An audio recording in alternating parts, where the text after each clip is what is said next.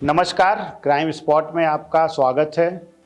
काफ़ी दिन बाद आज एक स्टोरी लेके आ रहा हूँ, क्योंकि कहानी इसलिए नहीं बन पाई कि हमारे टीम मेंबर में जय, भानु ये लोग बड़े व्यस्त थे और कुछ टेक्निकल प्रॉब्लम था, तो उस टेक्निकल इशू को सॉल्व करके आज हम एक नई कहानी के साथ आए हैं।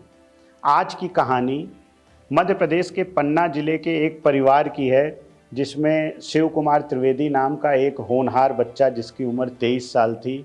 उसके पिता प्रदीप कुमार त्रिवेदी किसान थे। बेसिकली सारे लोग खेती किसानी से ही अपना जीविकोपार्जन करते थे, लेकिन शिव कुमार त्रिवेदी बहुत ही होनहार और पढ़ने में बहुत ही तेज छात्र था। शिव कुमार त्रिवेदी बनारस में काशी हिंदू विश्वविद्यालय से बीएससी कर रहा था, बीएससी का छात्र था। और यहीं एक चित्तूपुर बनारस में जगह है जहाँ पे लॉज में ही वो रहता था। कहानी की शुरुआत हुई, वो दिन है 13 फरवरी 2020। 13 फरवरी 2020 की शाम को प्रदीप कुमार त्रिवेदी फ़ोन करते हैं अपने बच्चे शिव कुमार त्रिवेदी को और उसका हाल चाल जानना चाहते हैं। फ़ोन पे वो हाल चाल बताता है। सारी चीज़ें बताने के बाद कहता है कि अब मैं जा रहा हूँ काशी विश्वनाथ मंदिर दर्शन करने। ये करीब 4 बजे भोर का समय था। शिव कुमार दर्शन करने के लिए निकल गया। पिताजी को भी लगा कि ठीक है, दर्शन करके आएगा तो बाकी बची हुई बातचीत होगी। लेकिन हुआ क्या कि 13 की शाम को शिव कुमार का फ़ोन नहीं मिला। पिता ने बहुत मिलाया, फ़ोन न मिलने पे उन्होंने फिर लैंडलॉर्ड को कांटेक्ट किया कि भाई शिव कुमार के फ़ोन पे रिंग जा रहा है लेकिन बात नहीं हो पा रही है। चूँकि स्वाभाविक सी बात है, गार्जियन थोड़ा घबरा जाएंगे अगर बच्चे से उनकी 12-14 घंटे बात न हो और पता चले कि रिंग जा रहा है, फ़ोन नहीं उठ रहा है। इस पर लैंडलॉर्ड ने बताया कि ठीक है, अभी मैं बाहर हूँ और मैं पहुँच के आपकी बात करा देता हूँ। शिव कुमार परेशान थे। इसी बीच 2 दिन बाद 15 को लैंडलॉर्ड ने उनको 15 फरवरी 2020 लैंडलॉर्ड ने बताया कि शिव के कमरे में तो ताला बंद है और शिव है नहीं यहाँ। फिर वो घबराए घबराए भाग के 15 तारीख को ही शिव के पिता प्रदीप बनारस आ गए। बनारस आ गए तो चारों तरफ खोजने लगे। इस खोजने के क्रम में वो सबसे पहले हॉस्पिटल में खोजे, बीएचयू के हॉस्पिटल में और आसपास जो हॉस्पिटल थे, क्योंकि शिव बातचीत के दौरान बताया कि उसकी थोड़ी तबीयत नहीं ठीक है, फीवर जैसा लग रहा है। तो उनको लगा कि हो सकता है तबीयत ख़राब हो गई हो, तो दोस्तों के साथ चला गया हो और डॉक्टर एडमिट कर लिए हों। फिर 15 को कहीं कुछ नहीं पता चला तो 16 तारीख को 16 फरवरी 2020 को शिव के पिता बीएचयू चीफ प्रॉक्टर ऑफिस और लंका थाने में एक गुमशुदगी की रिपोर्ट दर्ज करा दी है। गुमशुदगी का एक एप्लीकेशन दे दिया, शिव की फ़ोटो दे दी कि भाई देखिए बच्चा जो है 13 को बात हुई है और उसके बाद मिल नहीं रहा है, कहाँ गया है। इन सब के बीच शिव को लगा कि क्यों शिव के पिता को लगा कि क्यों न पेपर में गजट कर दिया जाए, गुमशुदगी की फ़ोटो दे दी जाए। तो उन्होंने गुमशुदगी की फ़ोटो दे दी, सारी चीज़ें पब्लिश हो गई।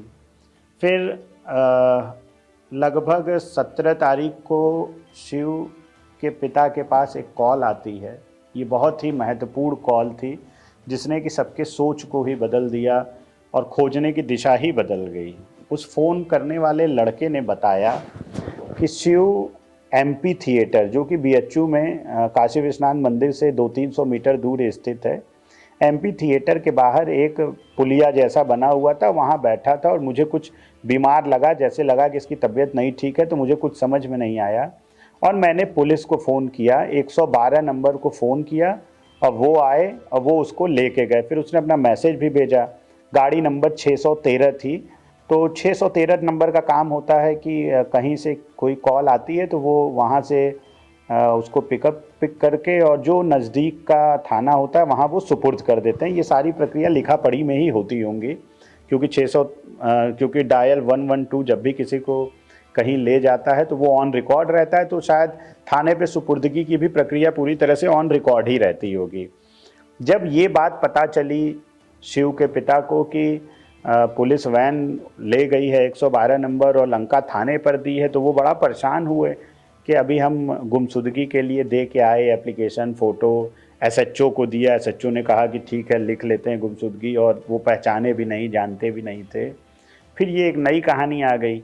फिर वो भागे भागे लंका थाने पे गए और बताए कि आपको सुपुर्द किया गया है। तो लंका थाना प्रभारी और भी जो पुलिसकर्मी और स्टाफ थे, उन्होंने मना कर दिया कि नहीं, इस तरह की हमारे यहाँ कोई घटना ही नहीं हुई है, न कोई गाड़ी आई है, न हमें दिया है। उन्होंने बताया कि 613 नंबर था, तो उनको वहाँ से बताया गया कि 613 नंबर आप चेतगंज चले जाइए। फिर वो चेतगंज थाने पे गए, तो वहाँ जाने के बाद पता चला कि ये चेतगंज थाने की भी गाड़ी नहीं है। तो उनको कुछ नहीं समझ में आया, तो वो एसएसपी प्रभाकर चौधरी, उस समय बनारस के वरिष्ठ पुलिस अधीक्षक एसएसपी प्रभाकर चौधरी थे।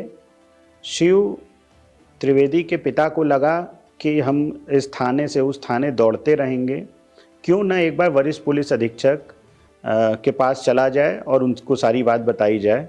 उस समय तात्कालिक एसएसपी प्रभाकर चौधरी थे। शिव के पिता एसएसपी प्रभाकर चौधरी के पास गए और सारी घटना बताई।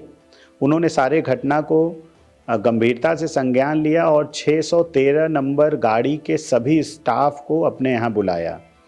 अब बुलाने पे फ़ोटो दिखाया तो 613 नंबर गाड़ी में जो भी एसआई और सिपाही थे, उन्होंने बताया कि हाँ, हमने बीएचयू से इसको 2 दिन पहले 3 दिन पहले जो भी बताया कि हम उठाए और ले गए लंका थाने को सुपुर्द किए।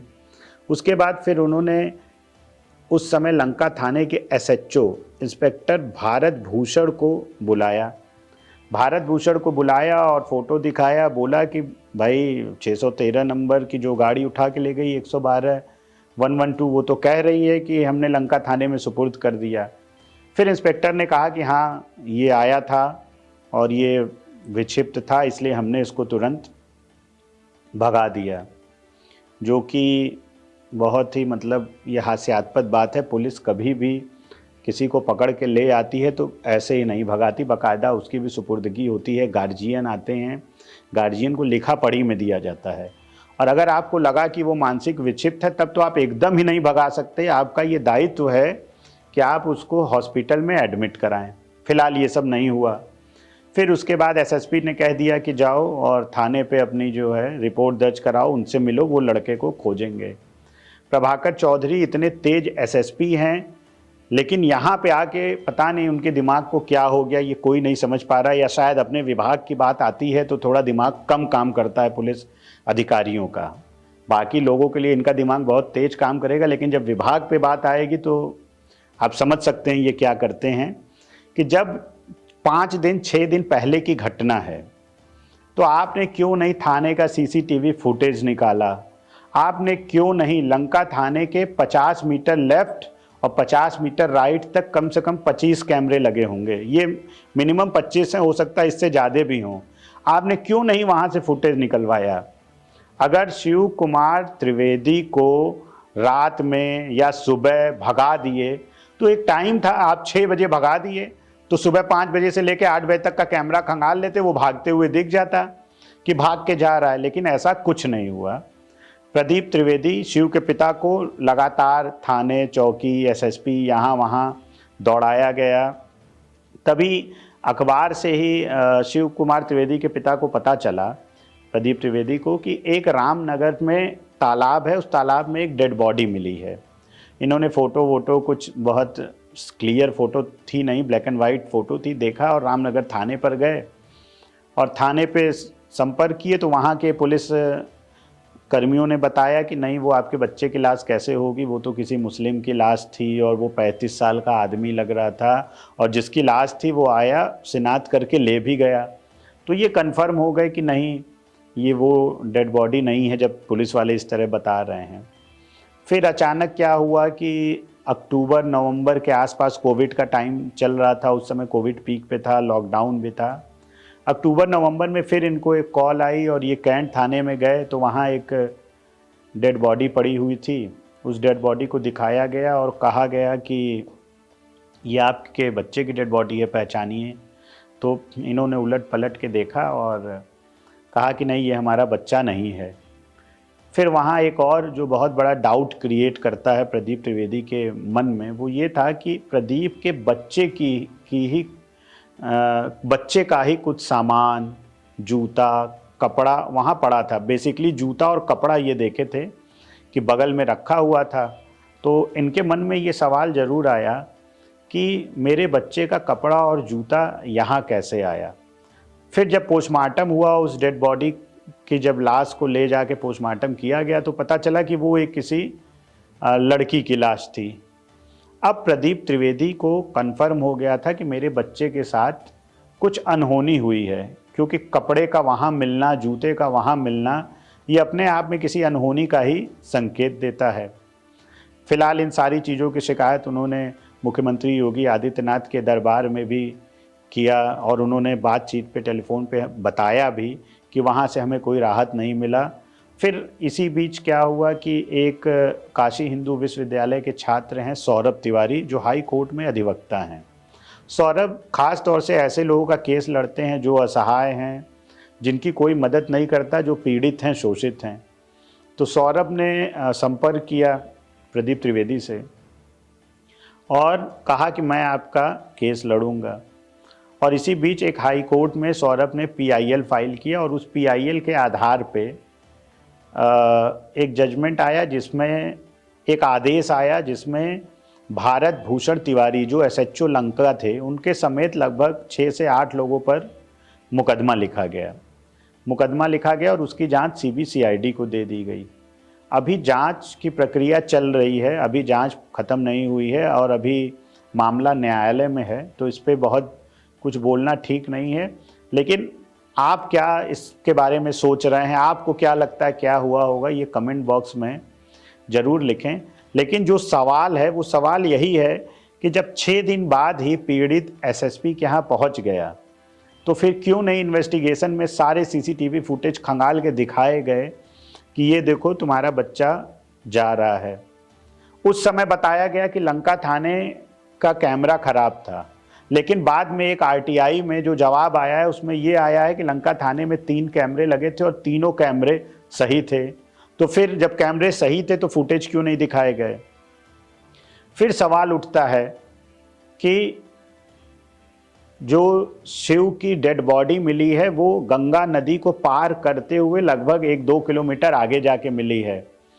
तो अगर शिव को आत्महत्या करना था तो फिर ये गंगा नदी छोड़ के उतनी दूर रामनगर वहाँ जाने का क्या मतलब था?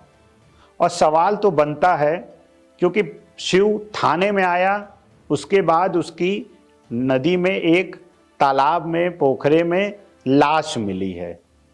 इसमें भी एक बहुत बड़ा सवाल ये उठता है कि शिव की जो लाश मिली है उसमें उसने जो कपड़े पहने हैं वो कपड़े उसके हैं ही नहीं।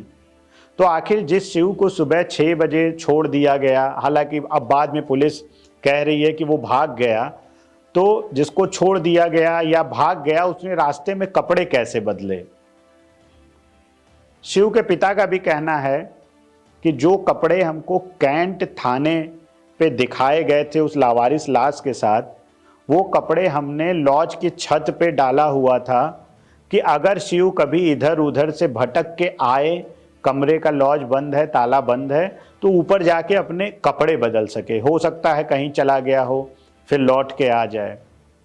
इस बीच इस कहानी को मैनिपुलेट करने के लिए एक मामला और हुआ कि लगभग कुछ ही दिन बाद एक झांसी के महाराज जी का फ़ोन आया, स्टेटमेंट भी आया कि शिव 14 या 15 में हमारे पास आया था। वो ये बयान देकर प्रूफ करना चाहते थे कि पुलिस ने शिव को छोड़ दिया था और तभी तो हमारे पास आया था।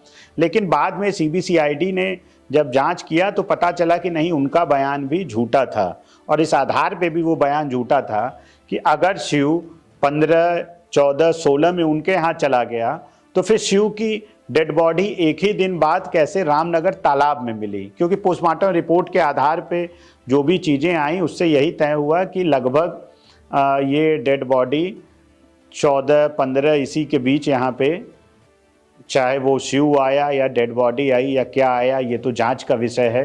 ये वो सच्चाई है जो थाना प्रभारी जानते हैं, उनके स्टाफ जानते हैं। चूँकि एक लंबा समय 3 साल से अधिक का बीत चुका है, बहुत सारे आप कहिए कि बहुत सारे जो एविडेंस हैं, इलेक्ट्रॉनिक एविडेंस है, बहुत सारी चीज़ें होती हैं कि उस रात कितने लोग थाने पे मौजूद थे, कॉल डिटेल निकलता है, लोकेशन मिलता है, वो भी ख़त्म हो गया। कैमरे में जो भी रिकॉर्डिंग थी लंका थाने की या उसके आगे पीछे अब वो भी नहीं है, तो कहीं ना कहीं बहुत सारे एविडेंस खत्म हो चुके हैं। तो निश्चित रूप से जो भी इसमें जांच अधिकारी है आईओ, उसके सामने बहुत सारी समस्याएं आएंगी। फिलहाल आप कमेंट बॉक्स में बताइए कि आपको क्या लगता है। क्राइम स्पॉट पर इसी तरह की सच्ची कहानियों को देखने के लिए आप जुड़े रहें हमसे। नमस्कार, धन्यवाद।